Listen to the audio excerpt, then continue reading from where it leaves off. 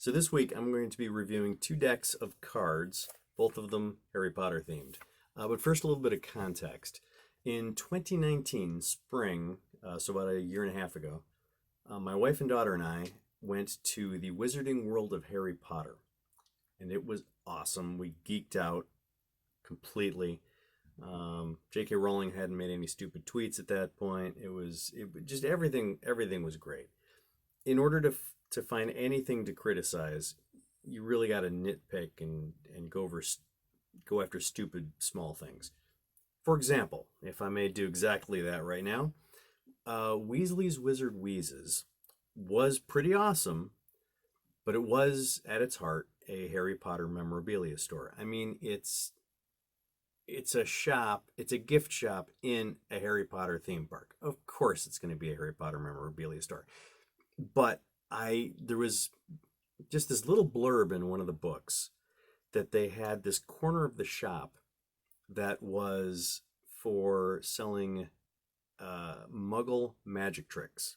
They did a modest but brisk sales, and I was kind of hoping that they would have that there. That I imagined it would be dollar store gimmicks marked up to $20 or something ridiculous, stuff like that. But something. There was nothing, and it just kind of bugged me, and I was thinking about it, and it's like, boy, even just having someone there, like a Muggle studies professor teaching Muggle sleight of hand, like that's what I do when I teach my Muggle studies class. I teach sleight of hand, and it goes over really well. I mean, if I lived there, I would volunteer to do that for free. Come on, that'd be awesome. But then it occurred to me, well, wait a minute. If I wanted to teach like card tricks, do they sell cards in the store? Turns out they do. They sell these. Now, apparently I paid $17 for these, which by park standards is almost free. So I was expecting to be disappointed. And in that regard, I was not disappointed. Now, right off the bat, the box is a pain in the butt to open and get the cards out. You'll notice other decks of cards have this this part of the box that opens like that, so that you can reach in and pull the cards out. This doesn't have that, so right off the bat, it's a pain in the butt to get the cards out. I'll get back to these in a second. So, as a magician, the first thing I notice about a deck of cards is how they feel. And the first thing you notice about these cards is the sheer size. Here's a bicycle card for comparison. And it's less than 50% bigger. So you wouldn't think it would make too much of a difference, but it does. It's awkward. I mean, just basic stuff is kind of awkward because of the size. You also feel that they don't slide over each other well. Bicycle cards have a kind of a texture to them, which makes them slide across each other pretty well. These don't. They've got a very slight texture on it. When the light catches it just right, you can kind of see it. But they tend to stick. So they don't feel great. Let's see.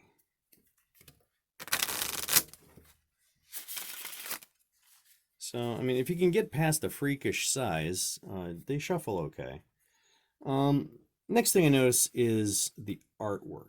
And the artwork, well, before we get to the quality, let's just talk about the subject matter. So a rabbit. I don't remember any rabbits in the Harry Potter books. I don't remember any moths. What is that, a pheasant? I don't remember any of those either. Unicorns I remember. What is that, a rat? I mean, there's scabbers. I don't remember any bats. Okay, the cats, there's Mrs. McGonagall. Professor McGonagall. Owls I remember. Octopus I don't remember a single octopus in the books. The lake had a giant squid, but this is one, two, three, four, five. This is clearly an octopus. So I just don't understand. I don't remember bees. So yeah, I don't get the, the the choice of artwork. I was also disappointed in the face cards. So you got your king and your queen, and the aces just have more animals on them. Regular suits, hearts, diamonds, spades, clubs, and they could have gone so much cooler than that. But anyway, let's go past the lack of imagination and look at the lack of craftsmanship. The printing just doesn't even line up. And look at that. The color doesn't quite line up with the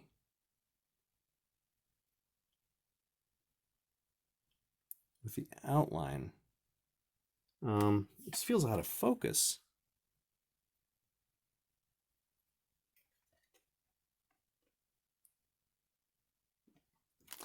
And several of the cards were actually damaged coming out of the box. Like I don't know if you can see if I shine a light on it just right. This card, yeah, it's actually torn, and it just came out of the box like that. This is gouged by whatever machine did the printing. It's just really poor quality. No jokers. The back is asymmetric, and I'm not a fan of asymmetry on the back art of a playing card.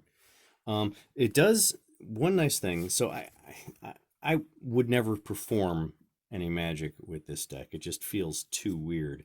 But one nice thing about it is that the color of the edge is the same on both sides. So if you're going to do something like a double lift, if you're out of practice like I am, there's at least a little bit of room for slop. You don't have, 2 cards of one color and 50 cards of a different one.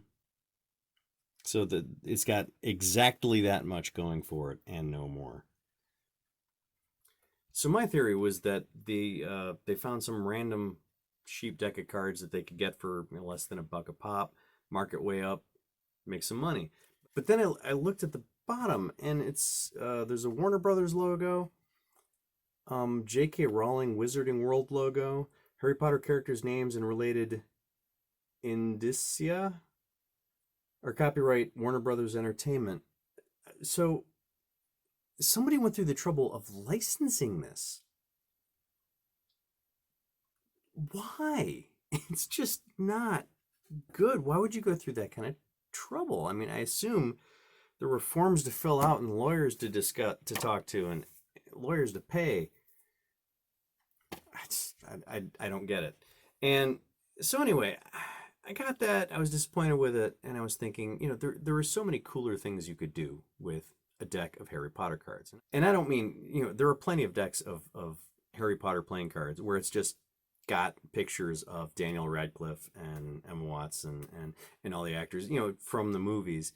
And that's not what I'm talking about. I mean a deck that you would expect to find in a common room at Hogwarts. And, like the suits. 4 suits rather than the 4 traditional suits. How about the 4 houses?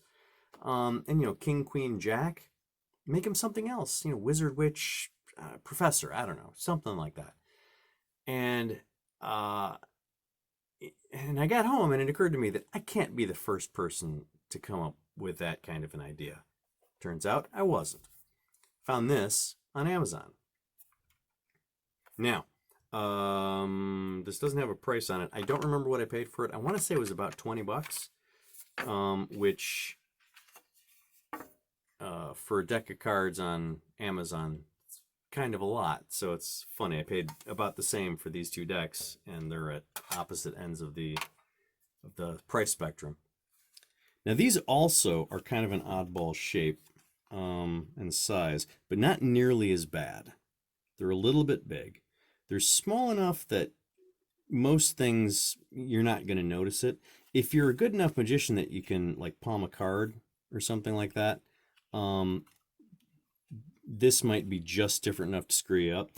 I can't palm a card, so that's not a problem for me. The deck does come with a blank, so there are a number of tricks that you can do with that. The jokers are identical. That there are a number of tricks you can do with that. The other deck doesn't have any jokers at all, I don't think. At least I've never noticed them. Let me back up a sec. First thing I notice about a deck of cards is how they feel. So they do, this size and shape, they feel a little weird, but nothing like that. You know, this I can work with. However, again, it doesn't have the texture. So again, these tend to stick a bit. Not as bad, but they're definitely, they move okay. But that's about the best I can say for how they move. I like the Hogwarts crest on the back. I'm not a fan of the fact that it is that it's symmetrical. That it's asymmetrical, sorry. I'm just not a fan of that in playing cards. The art is nice. It does have this the parchment look and the artwork to make it look like a piece of parchment. You'll notice when I spread them out that it's exactly the same pattern of parchment for every card. So there's probably a trick you can do with that, but it might seem a little obvious. You can see when a card's in upside down. The thing is, you can see from the back that it's upside down too. So I'm not sure what you could do with that that wouldn't be obvious. In this one, they did preempt my idea where the suits are, you got your Ravenclaw, your Slytherin, your Gryffindor, and I just saw a Hufflepuff. The face cards are King, Queen, Jack, so there's nothing interesting there. And all of the face cards have the same art. It's just the house crest. Now the house crests are pretty cool. The Slytherin's pretty cool. There's Hufflepuff. Just saw a Slytherin again, Ravenclaw, Gryffindor. The aces are pretty cool too. Where's an ace? So it's a little bit more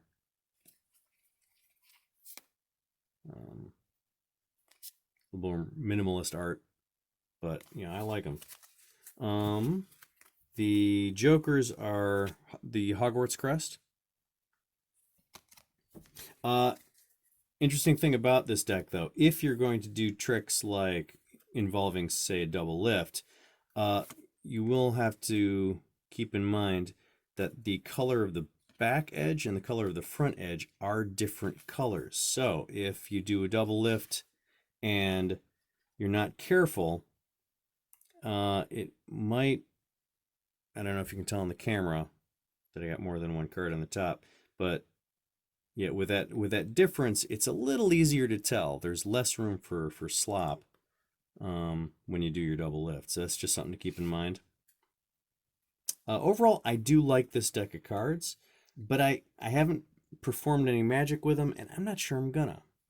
So I'm completely open about it. I'm not objective at all with playing cards. I'm a bicycle deck fanboy, and maybe I'll make a video at some point explaining why exactly. But yeah, most tricks, just if you get used to how a bicycle deck feels, there's very little reason to move on to something else.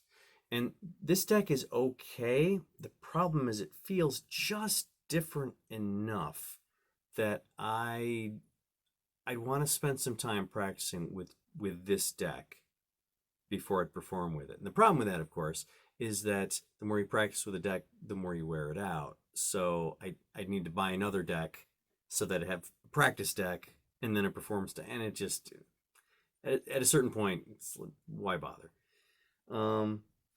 But as a collectible piece, I do like having this deck. I do like owning it.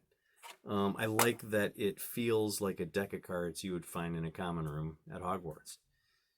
So anyway, that's those are my thoughts on these two very different decks of Harry Potter playing cards.